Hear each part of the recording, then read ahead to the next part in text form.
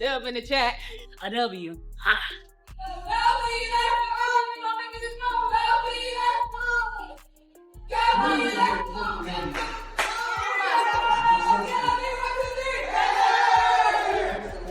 The Indiana Fever just did the unthinkable, but not in the way you'd expect. While their generational superstar Caitlin Clark was sidelined, the team didn't just survive, they completely transformed, shattering 4 franchise records in a single electrifying night. But the most shocking part isn't what they accomplished on the stat sheet. It's the story behind the numbers, a story that reveals a controversial truth about the team's chemistry, and how the departure of one player secretly unlocked their true potential, paving the way for 2 unlikely heroes to emerge from the shadows. This wasn't just a win, it was a revelation. The 100 win over Phoenix. Stephanie White called that a big win. They were outstanding. Mitchell, Come on. the former Dallas wing, Natasha Howard. Nobody was looking for this. We think Kelsey Mitchell's going to shoot, but that is the play to make right there. Nobody in the passing lane. Wins in a row, a season high. Just how have you been able to find that rhythm over this stretch? I think it's been about, we've had some practices, and I think practicing has definitely tuned us up, fine-tuning as far as the details. We knew before All-Star that, the second half of the season is always about people making adjustments, people finding ways to stop what we have to do. And I think that on us, we try to do a good job of staying locked in at practices and shoot-arounds and all that kind of stuff to be where we need to be. The stage was meticulously set for a complete and utter collapse. On August 1st, for the 6th consecutive game, Caitlin Clark was confined to the sidelines, a spectator in street clothes, nursing a nagging groin injury with no definitive timetable for her return. The media narrative was deafening. The Fever were nothing without their phenom. They were a one-woman show, and with that woman out, the curtains were expected to fall. Their opponent, the Dallas Wings, smelled blood in the water. Led by their own rookie sensation, Paige Beakers, the Wings were in a desperate slump, having lost 8 of their last 10 games. They were hungry, playing in front of a packed arena, and viewed this matchup as their chance to get right against a wounded opponent. All logic pointed to an Indiana loss. Everyone expected them to crumble under the weight of the pressure and the absence of their leader. This was supposed to be a game about damage control, about surviving until their superstar returned. But from the opening tip, it was clear this team had a different script in mind. Finding ways to get wins, and that's going on some scoring bursts, that's being able to rely on multiple players, getting stops when needed, making adjustments and continuing to grow. I mean, this is a group that's been resilient all season long, and I think that we have such quality depth that we can rely on one another, and rely on one another in certain moments. Yeah, I mean, I think the biggest thing with Ari is that she's dependable, and she's dependable not always for production, but she understands the impact that she can make in the game. And she understands how to do it, starting it on the defensive end, pushing pace, dictating tempo, getting to the rim, creating shots for her teammates, all of those things. And she's got an incredible awareness. And so she understands when she's hot, and she understands when somebody else is hot and how to get them the ball. But I've just been really proud to see her confidence grow in our system and the ownership that she's taking in being that leader on the floor for us. Instead of a singular star, the Fever were powered by a collective force led by 2 players who, just a few months prior, were complete afterthoughts in the league. Ari McDonald's story reads like a Hollywood script on redemption. A former top 3 draft pick, she found herself an unsigned free agent at the start of the season, overlooked by every team in the WNBA. The Fever initially brought her in on a hardship contract, a temporary precarious position. No one expected her to become the floor general. Chloe Bibby's situation was even more uncertain. She was signed to a 7-day contract, a tryout where every single minute on the court is an audition for your career. They were insurance policies, depth pieces meant to plug holes in a sinking ship. But against Against Dallas, they became the engine. McDonald didn't just fill in, she took command. She ran the offense with the poise and intelligence of a 10-year veteran, orchestrating plays, pushing the tempo, and finishing with the crucial 15 points and 6 assists. Bibby, in her limited minutes, was a flamethrower. She stepped onto the court and immediately hit clutch three-pointers that acted as daggers, silencing the Dallas crowd and giving her team the breathing room they desperately needed. These weren't just players stepping up. This was the birth of a new backcourt identity. While the newcomers were controlling the perimeter, the Fever's front court was busy rewriting the WNBA record books. In a performance for the ages, Aaliyah Boston and Natasha Howard achieved something truly unprecedented.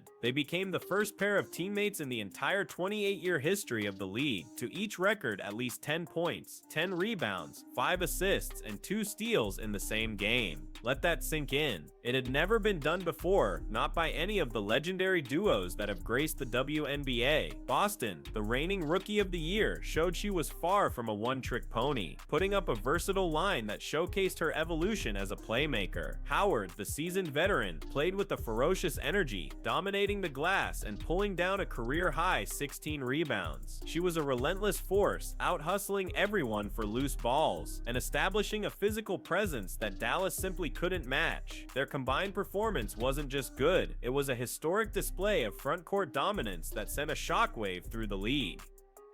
You signed Chloe Bibby to a rest of season contract today. Just what impressed you about her on that 7-day and those 2 games she played in? Well, number one, just the way that she fit in right away. She gives us a different look from that forward position with her ability to stretch the floor. And particularly in 2 games where we really needed to create space for AB to go to work inside, she was able to do that for us. She came in and she learned the system right away. It just was such an easy transition, and she's produced. I think for us, when we get a chance to really put ourselves in a position to, win games, we got to win them. I think any competitor knows that when you say win them, win them. And I think we took some time off, we had a little drop off today, and I think that's what she's talking about. It was inconsistent. I think we could have been a little bit better. Obviously, Ari, you only joined this team mid-season, officially on a full contract now. Congratulations. But just the impact that Ari has had overall, how do you feel like? Oh, it's unbelievable. This is our blessing in disguise.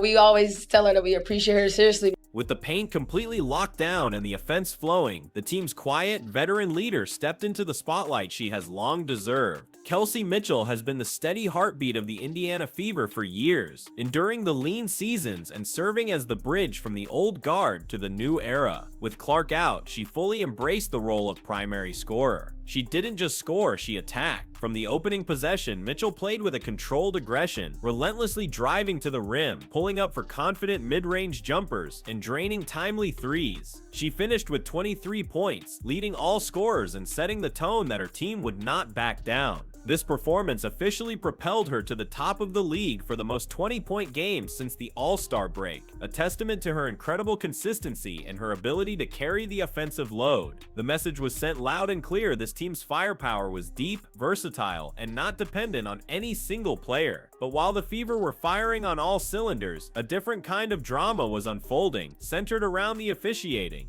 Our season was all over the place, obviously, with, the people that was on the team, the people that wasn't on the team, injury, Tutu not being around as much with her injuries, and just, it takes a lot for a pro to step up and, be where her feet is and step and fill in shoes that, not a lot of people expect. And I think for Ari, she compliments myself, all the other players so well, because she just gets it as far as knowing where people are, knowing the chemistry. And I think for us to her, we have to make sure that we keep patting her on the back, because this is a big position to fill, and I think that she's doing it unbelievably well. So shout out to you, Ed. Love it. And I asked Kelsey in regards to or about this, but Ari, just the impact that she's had for you all this season. What do you like most about what you've seen from her thus far? No, number one, her energy. I mean, she is she's an energy giver. She's fast. Her speed changes the game for us. Her ability to get the ball from one end to the other quickly. Her ability to get into players defensively. She changes the game for us in that way. I have continued to be impressed with just how quickly she immersed herself, into our team and fit in right away. This hard-fought victory was anything but clean.